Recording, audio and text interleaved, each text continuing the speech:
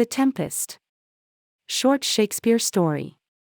Prospero, the Duke of Milan, was a learned and studious man, who lived among his books, leaving the management of his dukedom to his brother Antonio, in whom indeed he had complete trust. But that trust was ill-rewarded, for Antonio wanted to wear the duke's crown himself, and, to gain his ends, would have killed his brother but for the love the people bore him. However, with the help of Prospero's great enemy, Alonso, King of Naples, he managed to get into his hands the dukedom with all its honor, power, and riches. For they took Prospero to sea, and when they were far away from land, forced him into a little boat with no tackle, mast, or sail. In their cruelty and hatred they put his little daughter, Miranda, not yet 3 years old, into the boat with him, and sailed away, leaving them to their fate. But one among the courtiers with Antonio was true to his rightful master, Prospero. To save the duke from his enemies was impossible, but much could be done to remind him of a subject's love. So this worthy lord, whose name was Gonzalo, secretly placed in the boat some fresh water, provisions, and clothes, and what Prospero valued most of all, some of his precious books. The boat was cast on an island, and Prospero and his little one landed in safety. Now this island was enchanted, and for years had lain under the spell of a fell witch, Sycorax, who had imprisoned in the trunks of trees all the good spirits she found there. She died shortly before Prospero was cast on those shores, but the spirits, of whom Ariel was the chief, still remained in their prisons. Prospero was a great magician, for he had devoted himself almost entirely to the study of magic during the years in which he allowed his brother to manage the affairs of Milan. By his art he set free the imprisoned spirits, yet kept them obedient to his will, and they were more truly his subjects than his people in Milan had been. For he treated them kindly as long as they did his bidding, and he exercised his power over them wisely and well. One creature alone he found it necessary to treat with harshness. This was Caliban, the son of the wicked old witch, a hideous, deformed monster, horrible to look on, and vicious and brutal in all his habits.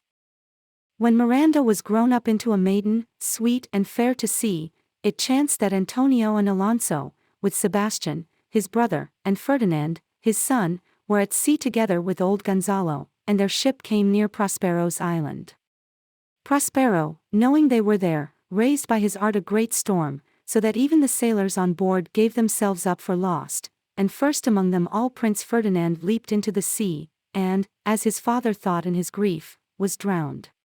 But Ariel brought him safe ashore, and all the rest of the crew, although they were washed overboard, were landed unhurt in different parts of the island, and the good ship herself, which they all thought had been wrecked, lay at anchor in the harbor whither Ariel had brought her. Such wonders could Prospero and his spirits perform.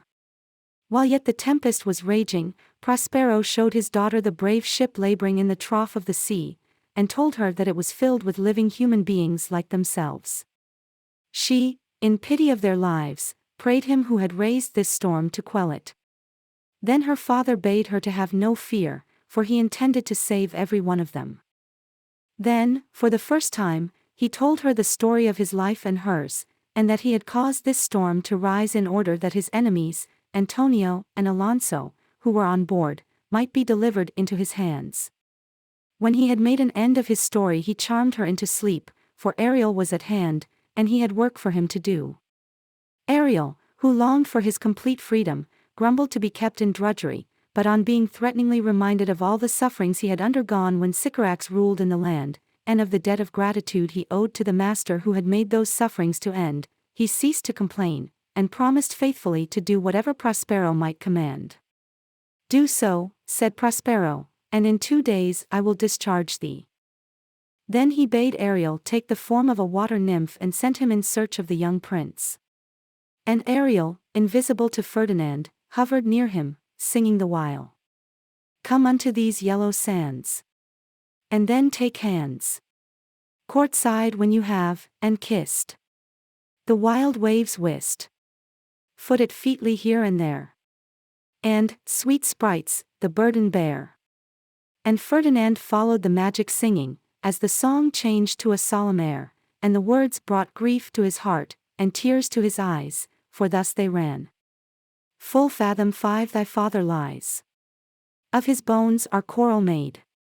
Those are pearls that were his eyes. Nothing of him that doth fade, but doth suffer a sea change into something rich and strange.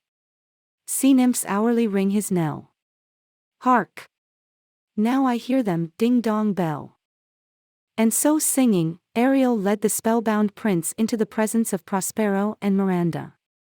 Then, behold, all happened as Prospero desired.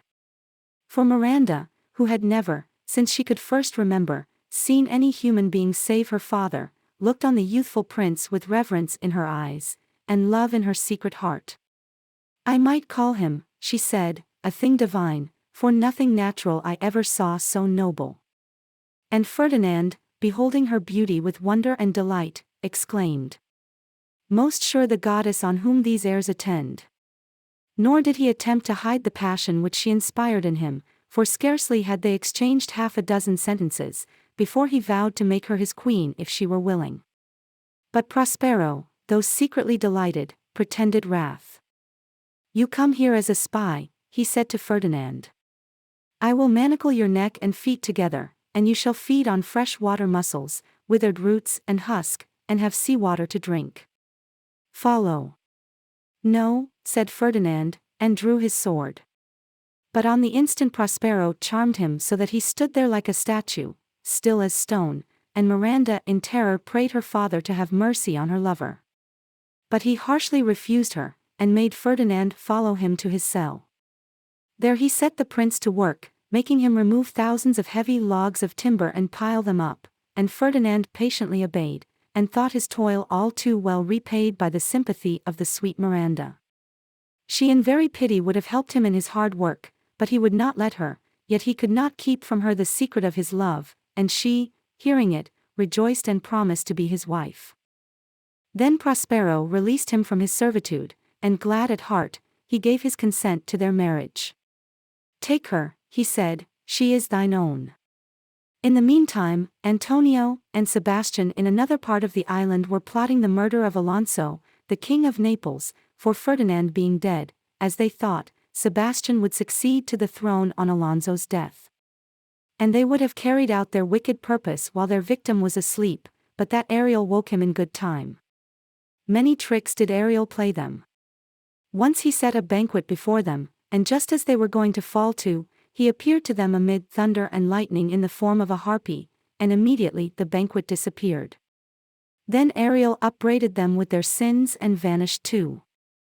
Prospero by his enchantments drew them all to the grove without his cell, where they waited, trembling and afraid, and now at last bitterly repenting them of their sins.